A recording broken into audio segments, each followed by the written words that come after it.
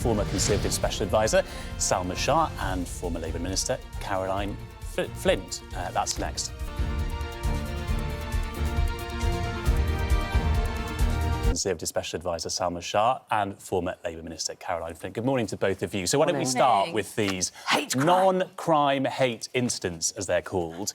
A couple more examples in the papers this morning. A neighbour called him a Leonard, and we were saying earlier, we don't really get that one. I've never heard that. I've never heard that. As a gay man, I've never been called a Leonard before. Haven't you? I don't know if that's an tune Right.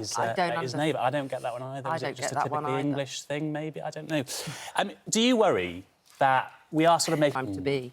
And the consequences of it. Putting in ridiculous insurance claims. You know, I was driving down the street and suddenly a car... But what's underneath it is...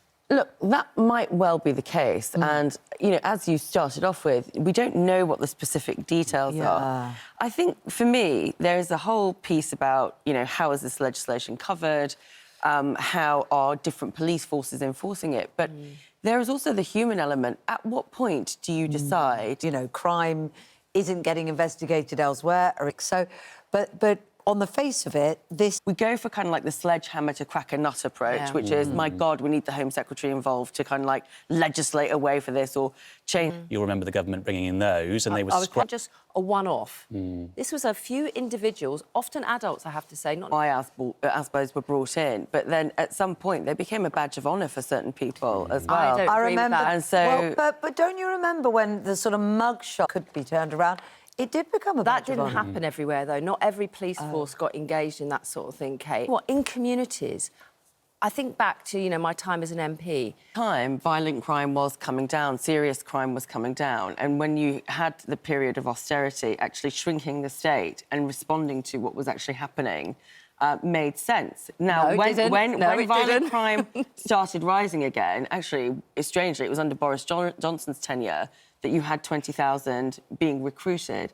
To replace the 20,000 that went. Hasn't been...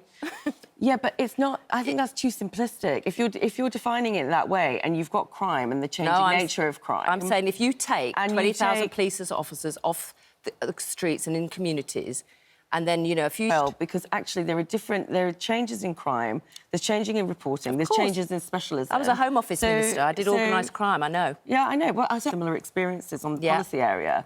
But the point the point is that you have a difficult situation. Does that Salma, actually work? Of course, policing and community safety is multifaceted. I covered all... You have just as much time to debate it as a government bill. It is a bit of a myth being put about. No, that's not true, because you get a... Why not? But why not? So we have to ask ourselves, do we want to use these things? Leave it there. We're going to talk about it next week. Next week. Salma, Caroline, thank you. Thanks so much.